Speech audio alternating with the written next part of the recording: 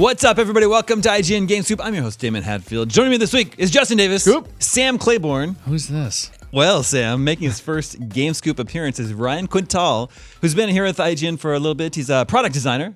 Yes. Surely to be on the show many, many times Well- in the years to come. Well, New Justin, permanent cast member. the reason Ryan's here is because he's actually moving on from IGN next week, and he hit me up. He said he was a fan of the show and wanted to be on before he leaves. Right on. So welcome to And the you show, have Ryan. done a show yourself for a while. You have your own podcast. I do. I mean, and of course, this is now where I put the pressure on camera and say you're all welcome to come on it, right? Ooh, okay. Playwright cast. We pitch new video game crazy ideas every week. So We do that on this show too. it's true, and the listeners always do too. Is it Playwright WRITE? Yes, it is. Yeah, very good. Yeah, that's a really good idea for a podcast. They call that a pun. You should take it. Pun. in the biz. That's what we call it. You're punishing me. What's your favorite game of all time, Ryan?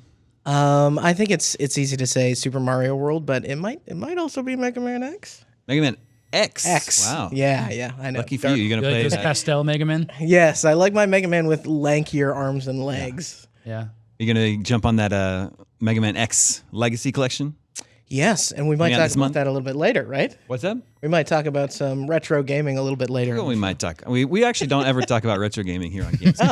First time. It's about new games. We have a great show for you this week. We're going to talk about Darksiders 3. We'll be sharing a little bit of what we've been playing lately. But first, Nintendo, based in Kyoto, Japan. I've heard of them. They have a hot new-ish video game console out called the Switch. Yeah. It's been a rousing success. It's Everyone like an electronic version of those cards they make. of the Hanafuda cards. Yeah, Yeah. it's like the cards with a touchscreen. Yeah. Every week on Thursday, usually, just a tidal wave of games are released on this console. Yeah, I can see it. I can deluge. see the tidal wave. It's usually a couple of big games, one or two really obscure retro games, which I appreciate, and then just a whole mess of stuff you've never heard of. You can't call it shovelware anymore though, because it's digital only. You can't actually use. You couldn't actually shovel it. Yeah. Yeah, what's the word for a digital shovelware? But shovelware is different though, because shovelware was like licensed games a lot of the time, like Yeah, My Little true. Pony spin-offs and Pets Babies and stuff Yeah. like that. Where I'm going with this is that Indies are good. there's already a lot of games coming out on the Switch every week. How many, Damon? Well, a lot. I even have today's list. I was trying to set you up. Well, it's I don't know. There's not an exact number. The point is, Nintendo wants 20 to 30 indie games released on the Switch every week.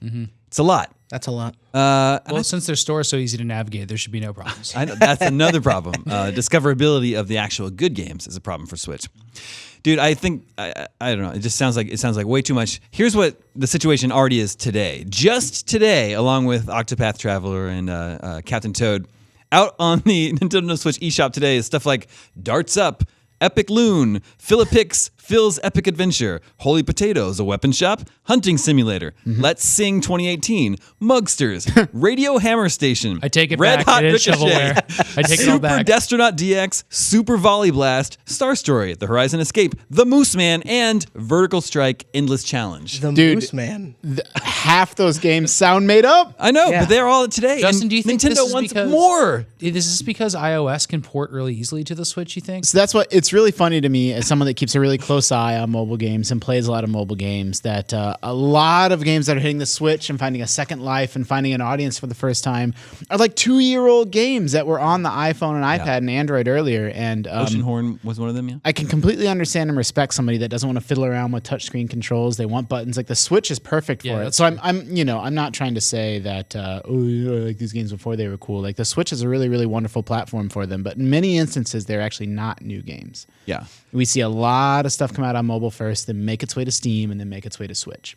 But even like quality aside, even if all of these games were great, no one could keep up with them and play them all. So it's just too much. It's just like Yeah, it's never good for a story to cram it with too much stuff. I mean, that Yeah. iOS store is already really difficult to use. So I mean, you look at what Apple ended up doing with the App Store, and they pulled out games as its own section. They had to redesign it recently to be so much more editorial focused, right? And say, hey, here's 5 games that you should check out, not here's 5 million games that you can check out. bring back the seal of quality is what you're saying. Yeah, I mean, something like that. I think Nintendo has to invest in some sort of editorialization of these things or some sort of curation to say, hey, we know there's a million games. Here's 5 to check out right now. What if there was a website that could just do that for people?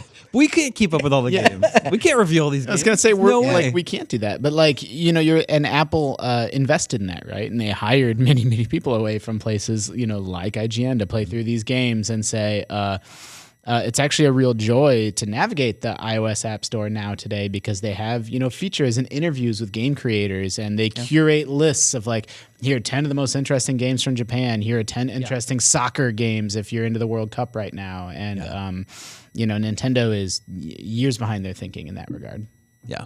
That many games, it's not good for the gamers who can't even sort through it all. It's not good for the developers because their games just get lost. There was a balance when we were getting Oxenfree and Axiom Verge and these kind of bigger PC ports. Yeah. And they were coming in such a cadence that we're didn't matter if I could keep up with them. I just was excited there was that many great games out there. Yeah. And that's why the gold rush is on, actually, because you hear these stories about our game came out 2 years ago and it made 10 times more money on day one on Switch. Yeah. And that's still kind of the case, but it feels less and less so each day. That happened recently with Shovel Knight, right? They said, Hollow Knight. Or Hollow Knight. They're making more money or something per sale than they ever have. And we the other way to think about it is sort of the Steam system of they're the exact opposite of Apple, where Apple takes a really curated, hands-on, editorially minded approach, and Steam says, nah, man, put whatever game you want on our platform, we don't care. And they introduce systems, user reviews and just automated methods and algorithms to say, based off the 500 games you've played, here's 10 more we think you might be interested in. It's almost like Netflix now, where no one sees the same Netflix homepage. You see a homepage that's customized based off what you watch. Yeah. And Steam's like that now. When I go to Steam, it's not Steam.com, but whatever the Steam powered. Yeah, Steam powered. I see a very different landing page than Sam would or than you would, Damon. What an interesting mark of Nintendo's success right now. Yeah. That the many shovelware is flocking back to their system. I mean, that's what happened with their Wii. biggest systems, DS and Wii, were just shoveled. Oh man, yeah, 90% shovelware probably. And So so is the NES and Super NES. yeah, I mean, most popular system. the point that I'm driving to is Nintendo's doing neither of these things. They're not taking an algorithmic, systems. There's no approach recommendation like system. Steam. Yeah. You bought this, so you might like this. The or something eShop, like that. it is impossible to find a game that came out a month ago on the eShop. You have to search. You'd have to exact search code. for that game. And And that's, you can that's a real barely- problem. You can barely even add friends, let alone get suggestions from your friends. Why don't? Even simple stuff that if I had 20 eShop friends, can I see who bought what? What's popular among my friends? Yeah. We need Mike Pereira to tell us what's good. Come on, Mike. Mike Pereira's dropping the ball over there. As a IGN person who's now at Nintendo. Yeah. Writing the little news updates that you see up there. Yeah, it's actually really funny. When you read that stuff, I'm 100% Mike wrote that one. Yeah. No, I love the Switch. Not bagging the Switch. Just worry. I don't want it to become a flood of shovelware, and I do want it to sort of catch up with modern consoles and have a better recommendation and discoverability. We'll talk about this later, but I played 3 indie games on it this weekend. Yeah. Did I hear you say that Treasure Tracker's out today? Yes. Ooh, choo choo! All aboard! Or is it tomorrow? It might be out Friday because Octopath Traveler's out tomorrow. Friday, yeah, and both those games. Yeah. I didn't play it on the both. Wii U, so I'm really excited. It's really good. I know. I played it on the Wii U. I'm going to play it again. It's so much better on the Switch. It works so Everything's much better on the Switch. Yeah, I wanted to say beautiful, too. when we said put everything on the Switch, 20 to 30 indie games a week isn't quite what we meant. But A treasure tracker was. yeah, Treasure Tracker was. 100%. All right, let's move on to Darksiders 3. We have a release date for this now. It's out this year. This is out November 27th. First of all, yeah. Where was it at E3? It wasn't. Yeah, it wasn't. I know, Where it was was it? weird that it wasn't They had at E3. announced ahead of time that they were skipping E3. And that was one of the games we would write articles about. This is not at E3. It was just known. I don't know why. First of all, how are we feeling about Darksiders 3? Is anyone Well, I've played the heck out of the first 2 games because I wrote the strategy guide for both of them, for both of them? and I hate them.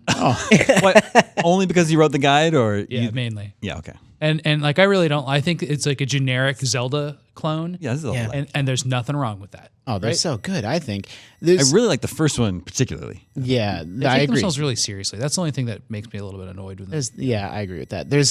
You hear so often, this game reminds me of Zelda, and it's got those Zelda vibes to it, and I always end up feeling let down by those comparisons because none of them do it as well as Zelda does. And I feel like Darksiders is the best Zelda-like game, but that's not an actual Zelda game. Sure. I think it does it better than all the other copycats. Wow. What are some other copycats? What are some others? Beyond Good and Evil. Beyond is Oasis. better than Beyond Good and Evil. Tunic. Alundra. Alundra. That's a good one. Wow, that's like the isometric one. Cut. Yeah. 3D Dot Game Heroes. 3D dot game. That's the game I want to come back. Rygar. Rygar's not really a Zelda. The NES one. No. Why not? There's a lot of indie games. You know, there's like Blossom Tale on the Switch I played, which is pretty good. Oh yeah, that's Windhorn. Oceanhorn. Oceanhorn, yeah. Ryan, did you play Darksiders 1 or 2? I played 1 and 2 a bunch. I got the like pre-order bonus where you open a chest and a million things come out of it. There you go. But yeah, I mean 3 hasn't gotten me super excited. New developer. Yeah, new developer. They've been a little quiet about it. Yeah. We're covering it this month as part of IGN First. I think it looks cool. I'll give it a shot. Like I said, I really like the first one. Gave the second one a chance, but sort of.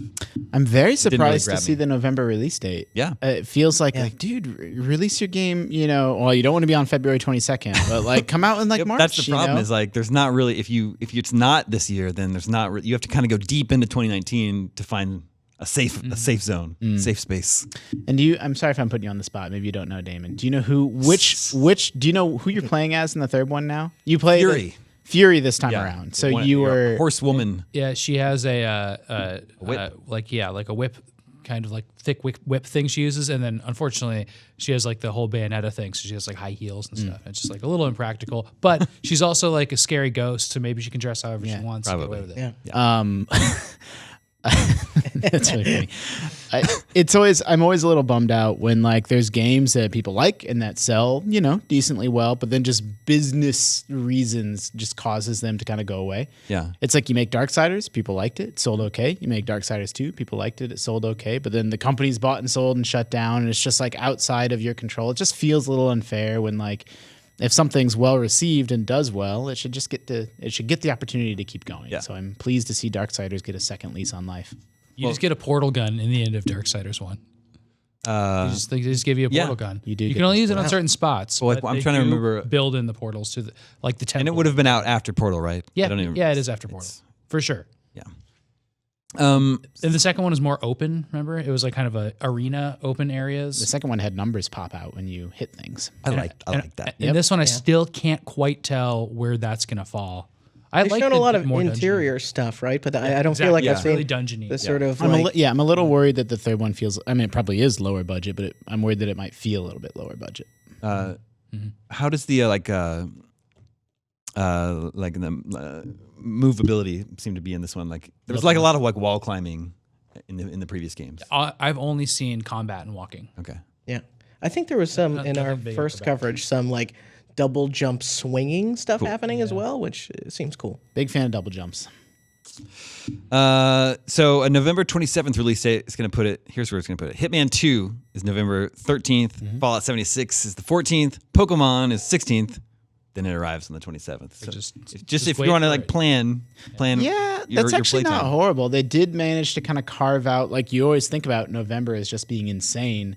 And it's sort of like, oddly enough, at the end of November, you know, there's a little bit of a gap. Like you don't have Smash till early December. Afterwards, you Just Cause. have a week until Just Cause, and then Smash is on the 7th. Interesting. Yeah, it's not the same crossover audience as Pokemon, but I'd be worried about Yeah, Fallout. there's no other Zelda like in that time period. So. No other, Yeah. no You're other looking for- sort of adventure. Like even Hitman, or Fallout is kind of a different feeling Fallout game. So there's not really like if you're just a traditional core gamer, like Yeah, for sure. All right, let's share what we've been playing. Sam, you said you were playing 3 indie games on Switch. Well, I don't know. Does Luminous count? yeah, Luminous. Yeah. Lumines is an indie game. Luminous. So I played that. I beat Oxenfree, and I started Axiom Verge. Okay, so you mentioned Oxenfree before. What do you think now that you finished it? Now you wrapped it. I think it's like an interesting ending and stuff, and it was fine. I really want to play some more like Night in the Woods and some of the other story-based games. I like Night in the Woods so much more. Yeah, okay, that's good to hear. So I'll definitely check that out next. I liked how it had multiple endings from what I could tell. I thought that was cool. I haven't slow. I haven't played either one. Is Night in the Woods more of a game than Oxenfree? It's more. It's just walking and talking. Okay. But the dialogue in Oxenfree is so fun to listen to. Yeah. That that's like its big draw, and I think Night in the Woods has that same thing going for it, right? Yeah. Mm-hmm. Yep. So that and then Axiom Verge is really fun. It's a competent Metroid knockoff. Yeah, I played that one on PS4, I think. Very impressive because it's another situation where one person developed the entire whole game. thing. I love the art in the game. Although I will say I never finished it. I wasn't like compelled to see through it. Yeah, I was playing on a plane, so I got really far with nothing else to do, and it was fun. But I also played Luminous in your recommendation, and I love it. I'm bad at it. Just very bad. And I need to learn, like, what does every block combination mean to me? And I just haven't figured it out yet. And you hadn't played Lumines before. Never. I thought I had until I played it, and I was like, ugh, I don't think I played this before. You played Medios. Oh, yeah, I love Medios. Yes. So now, how do you think of Lumines compared to Medios? Well, I barely even remember playing Medios now. That was 10 years ago or something, right? Medios' fatal flaw is that you can just go, Yeah, right. Can you really? You'll play everything. so much better than if Are you serious? Yeah. I never knew that. Yeah. That's great. You can just rub the stylus all over the screen. You score all the points. Wow.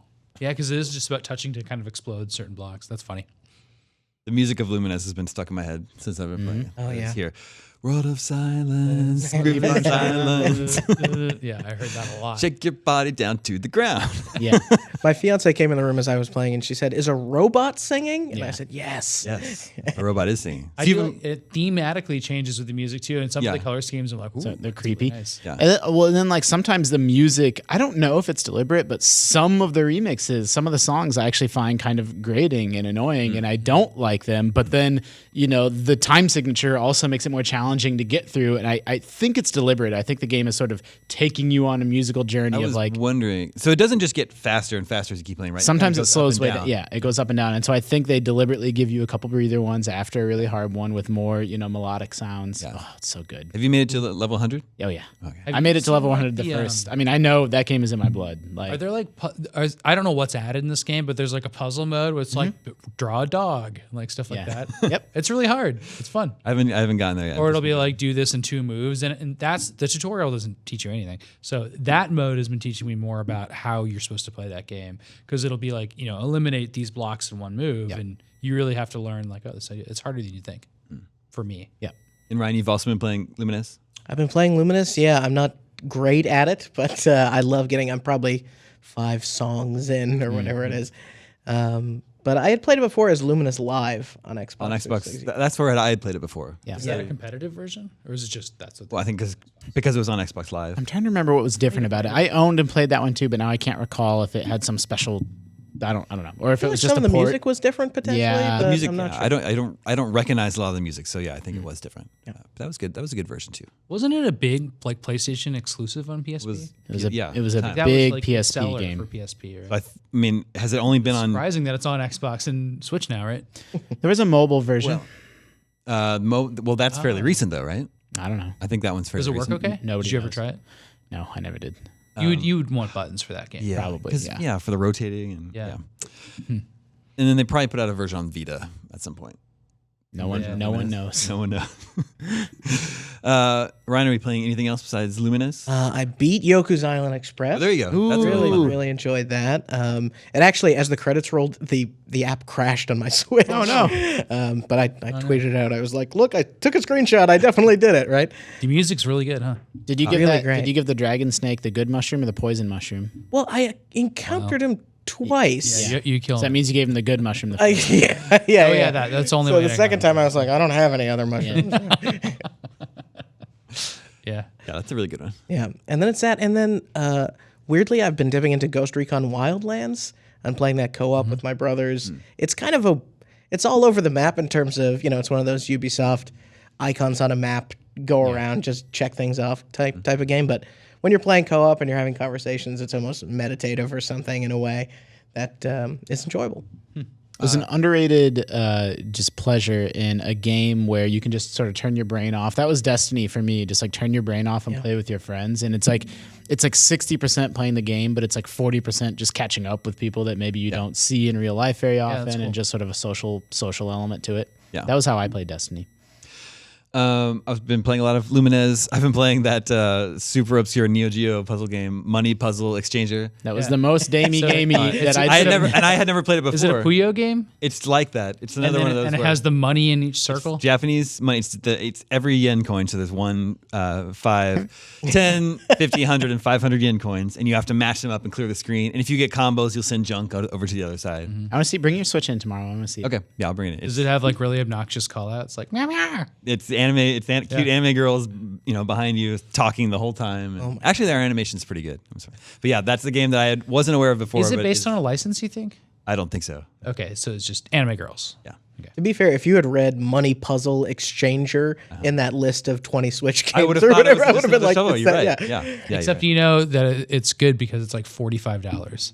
No, it's only $7. They're all like, or it's $7. Which one were the really Yeah, expensive wasn't there ones? one a really expensive one where you're like, no yeah. one's gonna buy this? Yes, and I don't remember. It was a which shooter, a top-down shooter. one. Yeah, but Maybe it wasn't one of like the- It wasn't Yeah. Dodonpachi, was it? It was something. That's not on Switch. I can't remember which one it was. It's But like, I know. Remember what when you mean. Square was porting stuff to iOS and it was like $20. $20? People were like, how is this possible? Fancy Tactics. I mean, it's not crazy, Yeah. but they still do that. Like the Dragon Quest games are still like the Drawquay games are still like $16. Rockway. sure they sell them. And I'm also playing the new Far Cry 5 DLC. But that's for review. That's out next week. So look for my review. Oh, you got that way ahead, huh? Tuesday. Yeah, they gave it to us ahead of time. Which Is that the Vietnam one?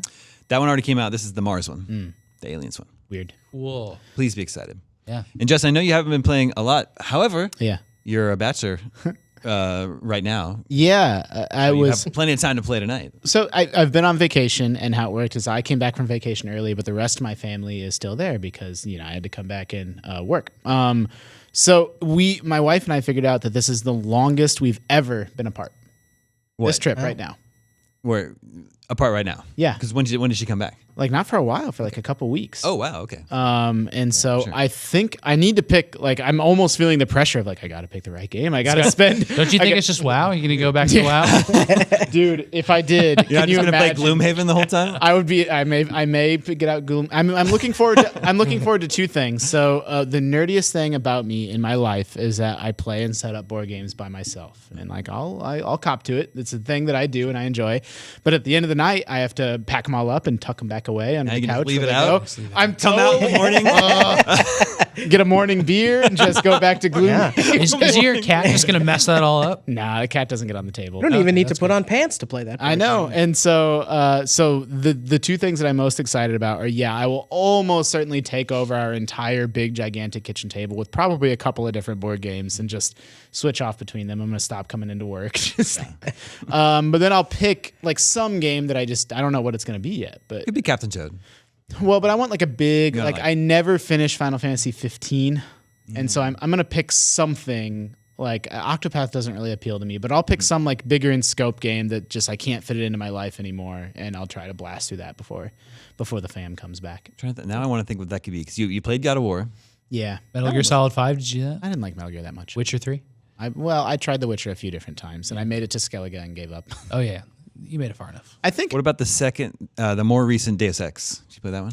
I started. Mankind Divided. Yeah, I'll good. figure it out. It's good. Maybe we'll put it to the audience. You made a face with Final Fantasy, but like I don't know. I played 4 hours of that game and really enjoyed it, and And it's been fixed now. Exactly. Like that's the part that really intrigues me is like all the stuff that people are like, I don't know, it becomes a slog at this point. Yeah. Like they've supposedly fixed it. Yeah, maybe. So. I played like 20 hours and I only made the face because I feel like that's enough. Like, Sure, fair enough. Got everything I needed out of that game. But yeah, they have made updates to it. So And realistically, I have all these grand plans. I'm just gonna get Domino's Pizza and just probably do nothing at all. yeah, there's Domino's right up the road from you. So yeah, you're good to go. You have to catch up on Robocop games because you're moving to Detroit. Yeah, I got to know about all of the OCP workings so my I can God. navigate. You heard the Robocop news this week? Yeah, I did. I couldn't believe it. So on one hand, I think it's good news, but there's something deeply disturbing to me about this news. They're ignoring all the other sequels after RoboCop 1. Yeah. And RoboCop 2 is really good. This is a direct really sequel good. to like RoboCop RoboCop 1. Yeah, this is Interesting. It's RoboCop also like 2 was directed by the same man who directed Empire Strikes Back. Lawrence Kasdan. I like No, RoboCop 2 Irving a lot. Kirshner, Oh, Lawrence Kasdan wrote Empire. screenwriter. The interesting thing, it's Neil Blomkamp, right? Yeah, from Was- District 9. Yeah. Well, yeah, that's kind of Elysium. another little... Well, it's like it's an amazing talent. He's like such a fit for RoboCop. Like Yeah. he's the right guy to be doing it. But it's also like I'd almost rather him be doing something new. Like He- something. people didn't like Chappie. I didn't see Chappie, but people, it's a joke now. Yeah, and it? Elysium... Yeah, it's like a joke on. Elysium on was the also internet. bad. I don't know why. I didn't watch Chappie because I'm positive that movie's gonna make me sad. Yeah. Something sad. Like it's honestly God, I see it on Netflix and like I like sci-fi movies. I like all that stuff. But I'm like, I'm gonna be so sad about what happens to this robot. I can't watch it. Yeah. Same with I think RoboCop. it's supposed to be sappy and sentimental. Like it's too much. It's not like Okay. If someone, please, if you spoil the movie for me, I will block you. Someone let me know if that movie just has a happy ending or not. And that's all you need to say. Just tweet an emoji at Yeah. Justin. So this Robot Cop, though, it was in a lot of video games, a lot. including 3 on NES. 3 on NES. Hold on. I don't think that's true because they didn't do a RoboCop 2 game. Damon, None. it's true. There's RoboCop 1, 2, and 3. They're all separate cartridges. But is RoboCop have them all. based I know off that the you movie? are an expert in this field. I have no memory of any RoboCop 2 on the NES. Is the problem? Oh, it's dumb. Do you own it? I have 1, 2, and 3. I'll bring them all in tomorrow. We'll play the whole trilogy. Okay. Sam, it's really about one game on SNES, RoboCop versus the Terminator. That exists? Yeah. Super Nintendo. Yeah, it was kind of, your arm perpetually out. That's right. I pointing. didn't remember that Robocop. Who won? I don't think anybody won. It was a good Dark Horse comic series, RoboCop versus Terminator. So RoboCop, Alien, Predator, and Terminator are all part of the same universe. Pretty much. Or in the 90s. Pretty much, But yeah, not anymore. in the 90s. They should do a RoboCop versus Terminator versus Alien versus Predator. That's the Avengers we deserve. Ooh, I really like it. Yeah. Oh, it's so stupid. Maybe this is the start of that universe. Friday is shaping up to really fun here because we're going to play Money Puzzle Exchanger and RoboCop 1, 2, and 3 on I'll have to make a note for myself. Fridays. I like the original Data East RoboCop arcade game. Yeah, what's that I like? like that one. It's just brawler. I can't a- picture it. Beat It's a 'em up? side-scrolling shoot 'em up brawler, but like It's good graphics, right? yeah, good graphics. And RoboCop has like a really good weight to him. He can punch the thugs. It's a lot like That never ends up in those Data East reissues. It no, probably can't. Probably the licensing. Yeah. Dude, it's like the Capcom Alien Brawler. That game's so good. The arcade brawler. It's Like just called really Aliens. good pixel art in that game. I think it's. There's also an Alien versus Predator one. I don't know if Capcom did that one, but yeah, I think it's just Aliens, the Capcom game. It's really good. Yep. Let's check in with the R.I.P.. listeners. Hey, listeners. Listeners, remember you can always reach us at the email address, gamescoop@ign.com, just like Aaron from Dallas did. Is it Aaron with a E? Nope.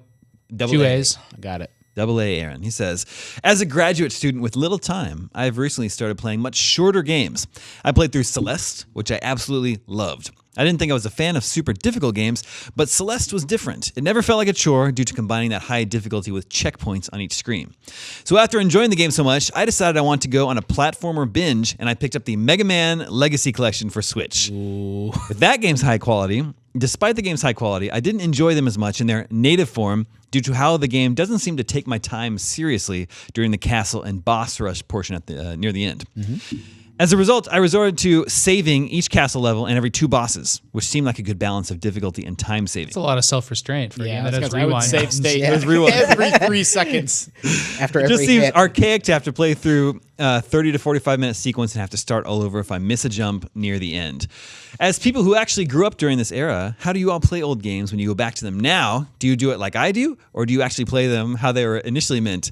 Yeah, Aaron, I think we play them. We take advantage, even more advantage of the save states and rewind features than you seem to. We also cheated like hell back then with Game Whenever Genies. we could, whatever codes, classified information, Whatever would give came us. in classified information. Exactly. And Game Genie was Like great. I never played Contra or Life Force without using the Konami code. No, it's not even balanced for that. Why would you even play it that way? Yeah.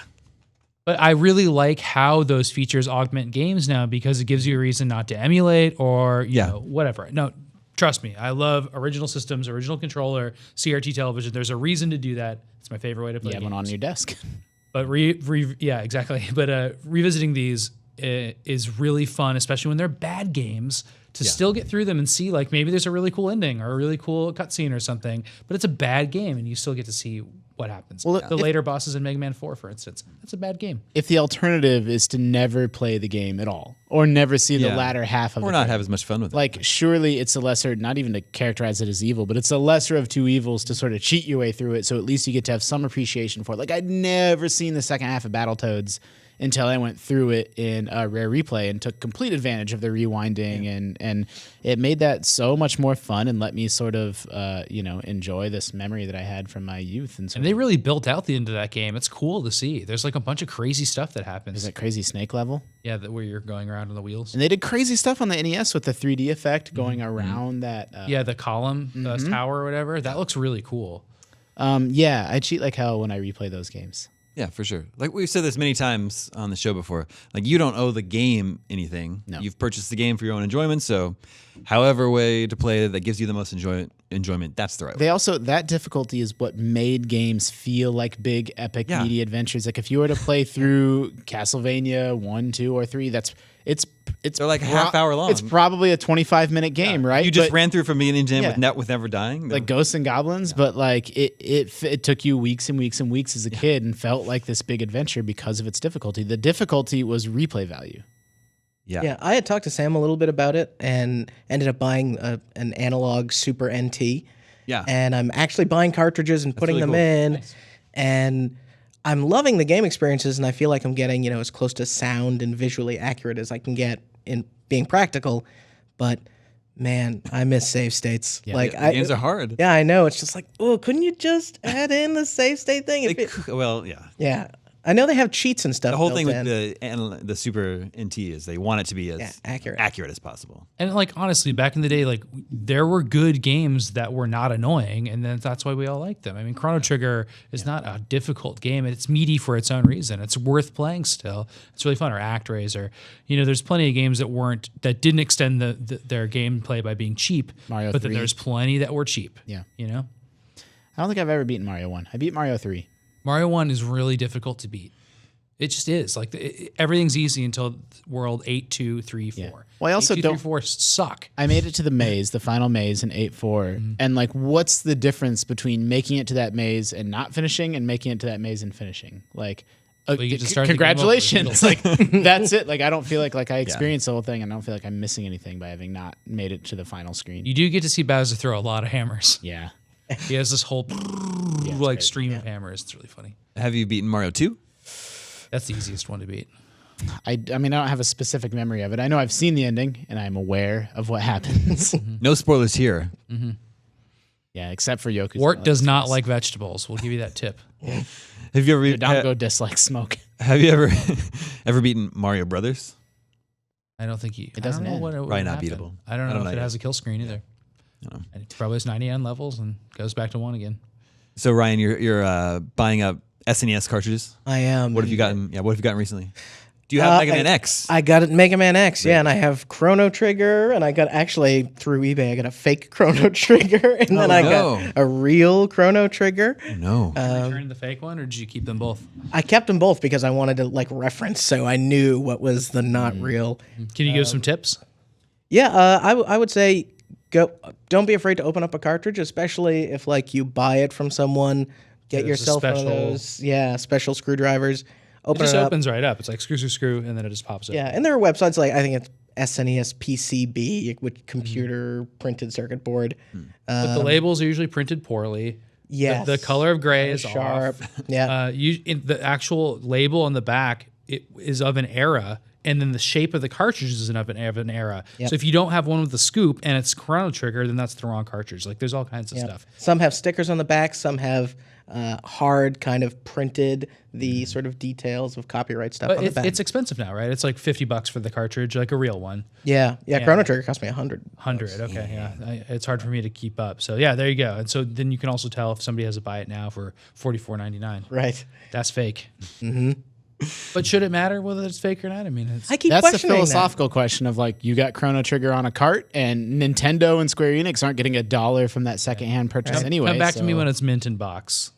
So I know Cleated the box. I know obviously it is immoral to be printing up and selling people fake games and passing them off as real, but just the thought experiment of who is being harmed where Square doesn't get $1 and Nintendo doesn't get $1. So I'm trying to like, I'd like someone, with a degree in ethics or something to like walk me through just like just what it matters if you're getting a real or a fake. Yeah, and it's that question of software, right? If it's an exact copy, it looks and plays Playing in on the right hardware. playing on the right hardware, like, is it the real thing? And that's always what I come back to. And I don't know.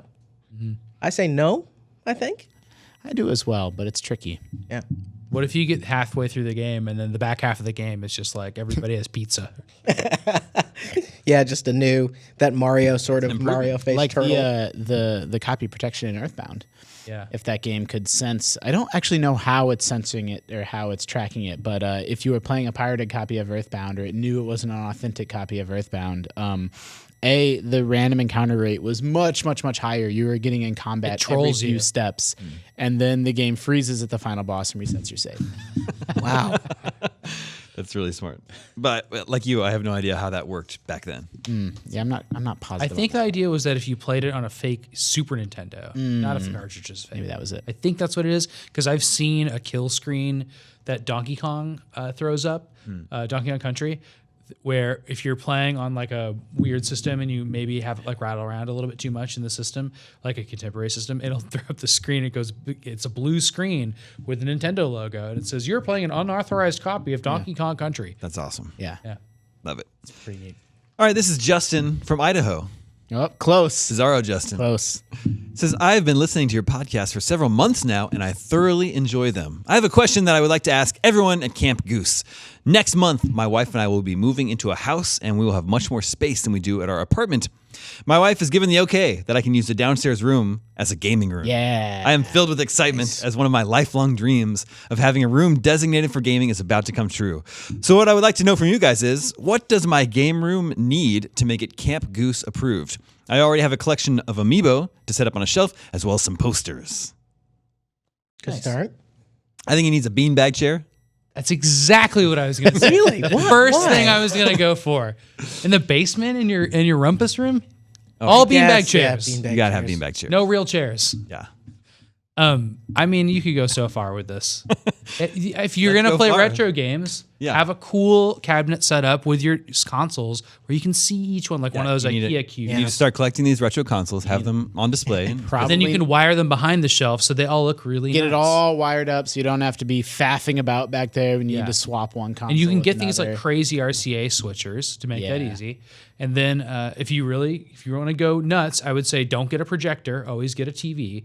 And Except you need two TVs. We have TVs. someone's leaving us a message. I by know, the way. I know. All right, we're gonna stop. We're gonna try and stop hitting mic stands with our feet. all right, Apologize. No deal. Apologies if you guys. no heard deal, it. producers. You kick it even harder. Try to stop me. But yeah, You need a big, like, nice flat screen TV, and you need a CRT. maybe wire up an old TV if Yeah, you have the room. You have a whole basement and that way you can- space. Are we? Do you think It'll we're look like? really nice. Do you think we're like? How many years away are we from someone manufacturing new CRT TVs, like record players? There's gonna be a demand for it, but I don't even know. Do they have the components to make the them? thing that we don't think about is that what if you could make that so close to what a CRT looks like with contemporary parts, like just like a nice shell over some kind of LED display that did it just right, Like a bendable OLED or something to give you just that something curve. that gets really close to that. Like that's probably where we'll get before we get But to it's the not the vacuum curvature, tubes. right? Isn't it like the refresh It's rate? it's and I think it's all kinds of stuff. not Yeah, refresh absolutely. rate, but it's all like, that. Scan lines. Yeah, you need the scan. It's just how it's built, but you can imitate that with really small pixels, like an iPhone, blown up. Like you could do all this, but who knows whether that'll happen before we get back to basically what is a giant vacuum tube. Interesting. One of the things I think Glass They do emulated concealed scan tube. lines now, doesn't the analog do it? Or Yeah, is it but the other one? They just Yeah, add it's not they the just same. add like kind of like gray, crappy lines. Yeah. I don't understand the appeal of scan lines. Well, certain sprites though, some sprite work was made to they knew that it was going to be fuzzed out on a TV screen. Well, that's exactly right. I really get behind that. yeah. What were you gonna say, Ryan? Go ahead. I was thinking one of the things you should do. I've got these in my house and I love them. The Philips Hue, not to Yeah, I agree. get some lights. Behind the TV, is that one? Well, you can put them behind the TV, but also if you have a couple lamps, you can set it up. And there's apps where you can upload a screenshot from a game and actually use that game's colors. And so you can really immerse yourself right in your own space. Yeah, And I think ambient that's lighting, don't write it off or don't assume it's it's a cheap and easy way to really add a lot of personality to, sort of a downstairs space like that. Got to have a mini fridge. Yeah. Yeah. You don't want to have to sure. go all the way back upstairs to get another beer. I really You could have a mini toilet. don't get one of those cocktail machines with 16-1 in it. Those are cheap and they're bootlegs and they're awful. But you could get a real cocktail table of a real game. Just get Frogger or something. Get Miss Pac-Man. Those are really nice to sit around and have beers. Yeah. I mean, the thing that I miss being in an apartment now is that I don't have a desk to do PC gaming. I've talked about GameScoop many times. I did build a gaming PC and I really, really like it. but it's plugged into my TV in my living room, which, I've tried like lap boards and stuff like that, but it basically closes the door to like, RTS games. Yeah, RTS games, Roller Coaster Tycoon, Civ. It makes any mouse and keyboard heavy game pretty challenging. So if I had a gaming space of my own, I would probably want to make sure that it was PC gaming friendly and ready as well. Yeah. Depending if you're interested in PC gaming, for sure. He mentions he has some posters for decoration. Every Nintendo Power used to come with a poster. Yeah, they're all good too. They're all good. They're all available on eBay. You can get them for like $5. Yeah, those are $8 funny. maybe. Yeah, those would be really good. And then also old arcade marquees are really cool. Those good are for good to decoration. hang up. Yeah, I like that. I think Justin from Idaho's got a good game room going here. Yeah, Maybe a nice VCR collection. Yeah, VCR. You need a shelf with a bunch of board games you don't play in your basement. If you have the CRT TV, get a VCR. You can tape TV for free. Get a copy of Die Hard, Friday the 13th Part 7. Really Planes, tinny Trains, and sneakers Automobiles. Forrest work your way Gump. up. Robocops 1 through 3. Apollo 13. Just 1 and 2. And then when you have your game room set up, Justin from Idaho, send us a photo, and we will judge it. This is Matt. He says, how does everyone feel about playthrough videos? Do you think it helps or hurts video games? I've watched playthroughs of The Last of Us and Detroit Become Human because I do not own a PlayStation. And it's also something you can have going on in the background, like while cooking. Love to hear your viewpoints. So playthrough videos, like on YouTube, of just a full playthrough of a game. Long plays. I'm of two minds. One is that it's actually, I value having archival footage of games. Like, Sam, how often do you and I talk about an old game? We go to YouTube to look at it. Like, What was we looked at Predator for NES the other day. We looked at Never Predator seen that game before. NES, that game's wild. It was ridiculous. I love that there is footage of all these old games that we can use to reference. So in that sense, I think it's very valuable. But personally, I've never just like sat down and watched a playthrough of a modern game myself. That's not something that I'm interested in doing. I mean, if you don't have the console and you are interested in talking with your friends about it, it sounds like a great idea. I've never been in that situation, and I just have no perspective on why you'd want to watch a game instead of play it. I mean, it's complicated and complex, right? Like, if you think about a game like Oxenfree, I think you gain very, very little by controlling the inputs yourself versus watching that Like game you said, be played. if the whole draw is to experience the dialogue and the conversations, well, you can do that from the video. You can't choose the dialogue in that game. Does that thrill you? If you had a narrative focused game that's fairly short and it didn't meet your sales expectations, and you go onto YouTube and see that 1 million people watched through the whole game being played, that's never going to feel good. But it strikes me as a similar argument of like music piracy, where when they dig into the data and the research, it actually turns out that the most pirated music was also the best selling music, and exposing people to here's how my game looks and feels and everything you need to know about it. Like, the more you sort of give people, the more you end up getting back in revenue and attention and money. So I don't know. I think it's complicated. What about the annoying people playing those games? That's the problem. Yeah, dude. Yeah, I don't like it when people. Well, that's are why talking. one of my favorite YouTube channels is World of Long Plays, where it's just we're not going to skip anything. We're not going to take any shortcuts. exactly. We're going to go through all the dialogue, and there's no speaking. It's just the game, but it's very much archival. Like, it's just there for like the archival purposes. I don't know what it is. Something about every time I'm like trying to like figure out how to do something in a game, and I resort to looking up a playthrough video on YouTube, they're always really annoying. Yeah. I don't know what it is. The other thing for me is that like I love video games and I love playing them, but I also want to watch stuff on Netflix and on HBO and stuff, and like those things. You get your parents' account and you have access to those too. And I don't see why you'd want to spend the time doing that unless again maybe all your friends are playing and you want to participate in that. I understand that. Well, this is also like a very specific thing where the two games were The Last of Us and Detroit, right? Yeah. So these are two console exclusives. Say he didn't have a PS4. Yeah, and it becomes a situation where like I'm sure some part of having a console exclusive is, hey, come buy our console. Mm-hmm. So in that way, somebody just consuming it is kind of negating that factor. But, if I was a 10-year-old, even 20-year-old guy, and I did not have the money to spend $400 on a PlayStation, I would probably do it. It's hard to say. I mean, that's a rationalization of 12-year-old pirates everywhere. Not that someone watching a YouTube video is a pirate, but people that are like pirating comic books or whatever. It's like, well, I wasn't gonna buy it.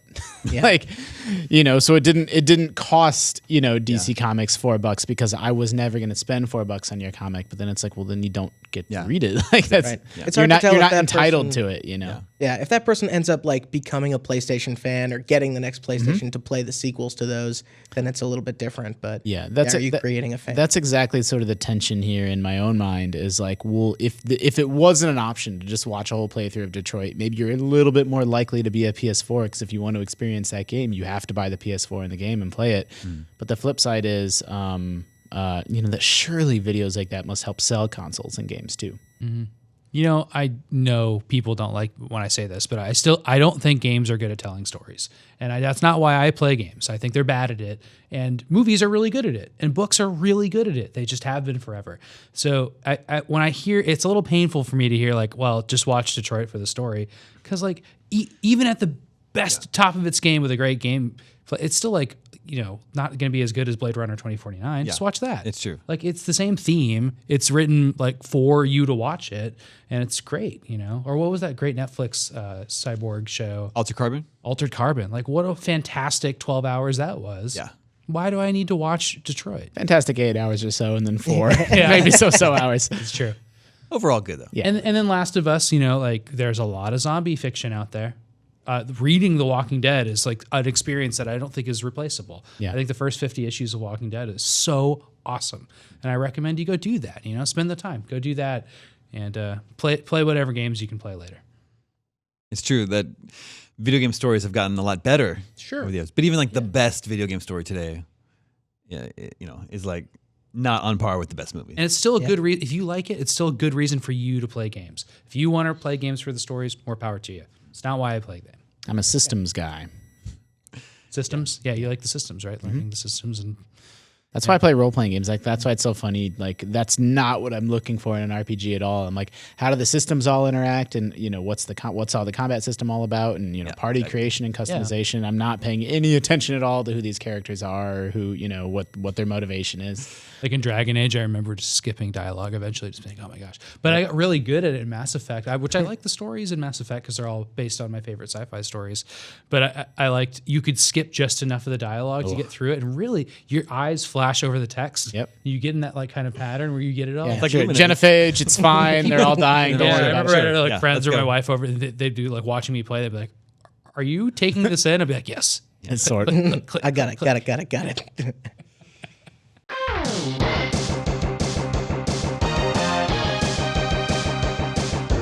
All right, and that brings us to video game 20 questions. Ryan, do you know how this works? I do. Okay, good. Then we don't have to play through the tutorial then. Our suggestion this week comes from Spencer Sullivan.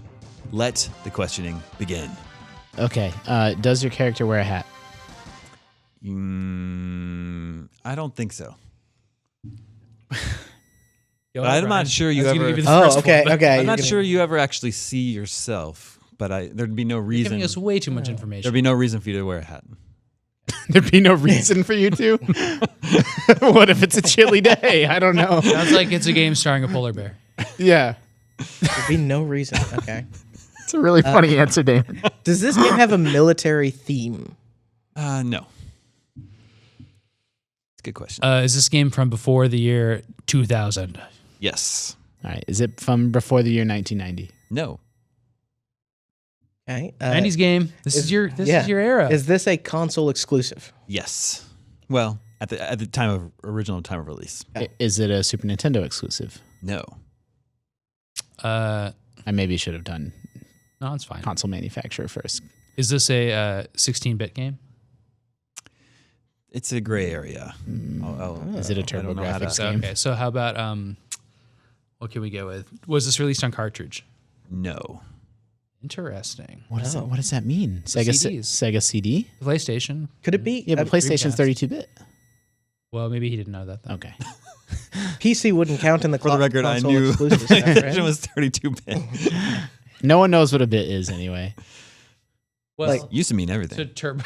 What could it be? I mean, that's an. How many bits is an Xbox One? That's what I want to know.